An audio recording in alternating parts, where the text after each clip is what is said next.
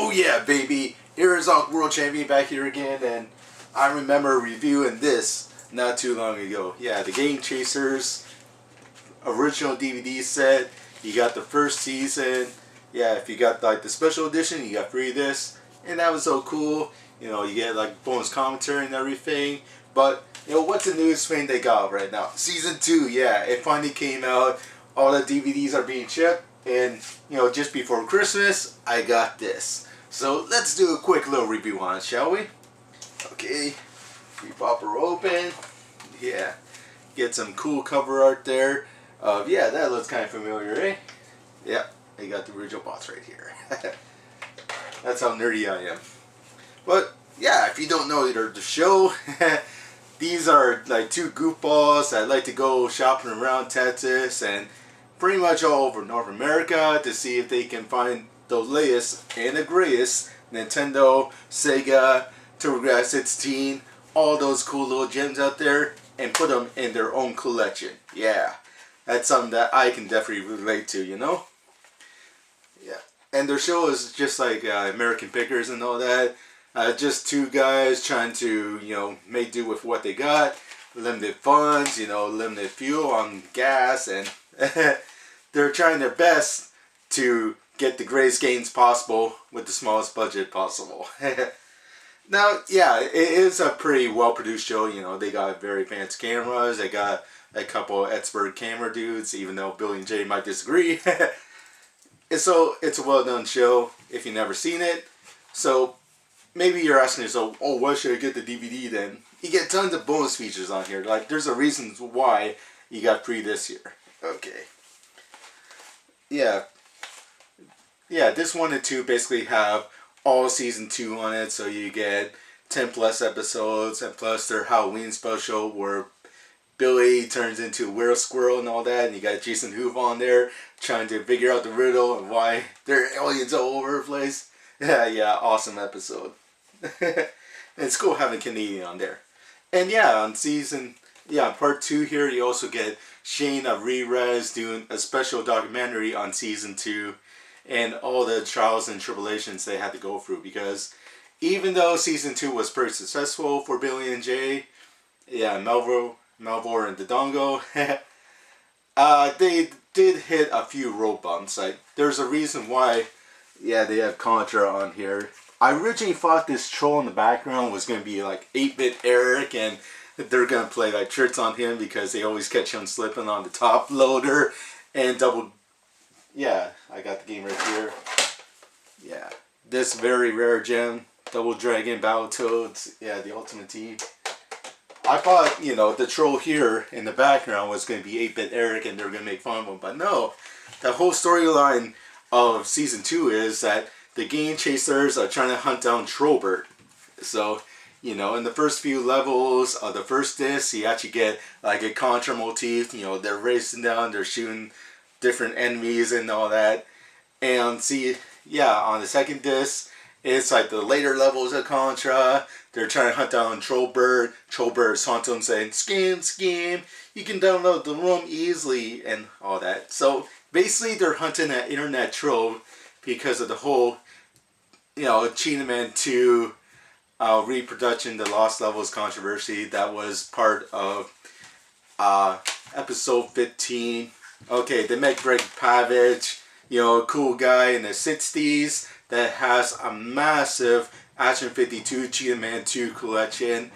And Greg Pavich said, hey, why don't we do a Kickstarter and see if we can get the Cheetah Man Lost Levels release, which is Cheetah Man 2 with all 6 levels added onto it. So instead of like the originally glitch version that came out in 1996, all those years ago, no, this version is going to be totally fixed.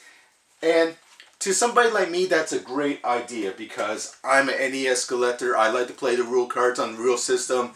And I think that's the main reason why not only was I a huge fan of the Gamechasers then, but I was quick to defend them when a whole bunch of trolls came onto their channel and said, scam, this is fake, this is totally legit. You know, you can make these games for like $1 or $2 each. Hey, scam.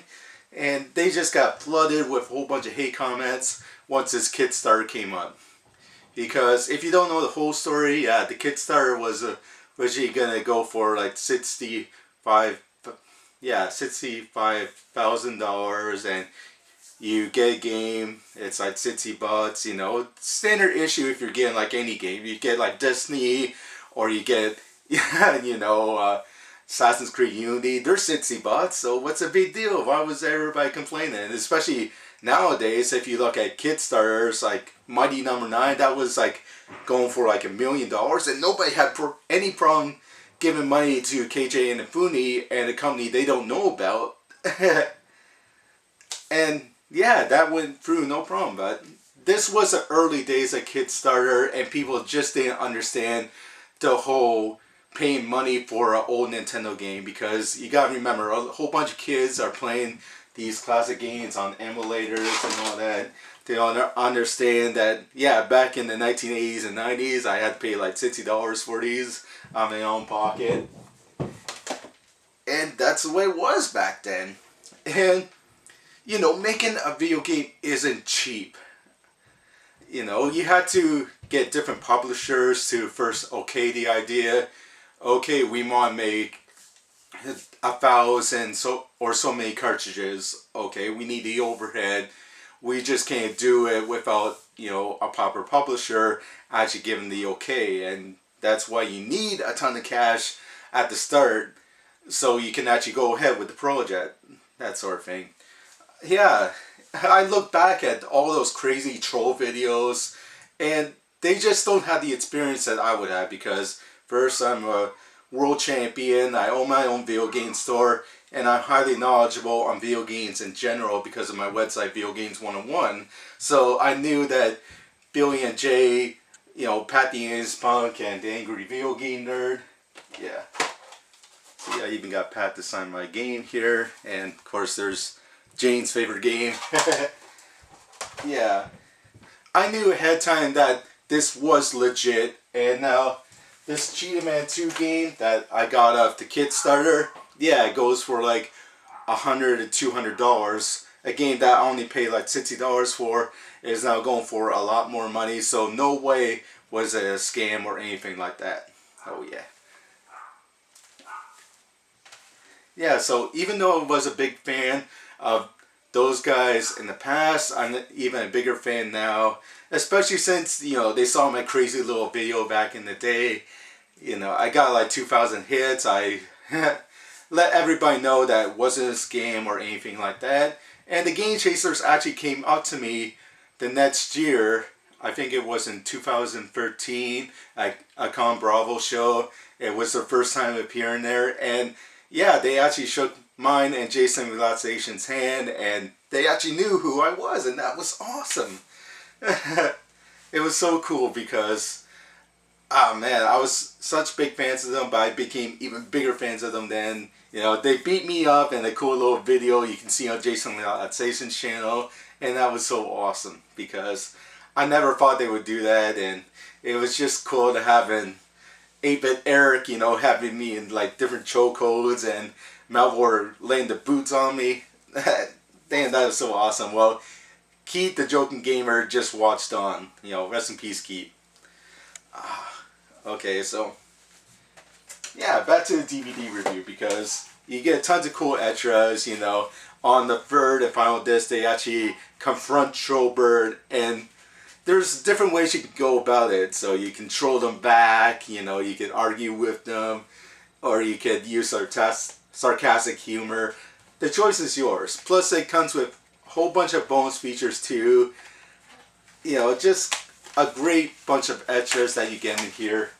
Like, each menu you go to, not only does it have like a Contra motif in each of the backgrounds, but you get, you know, motifs like in Mega Man 2. The dongle will be there on top of the building.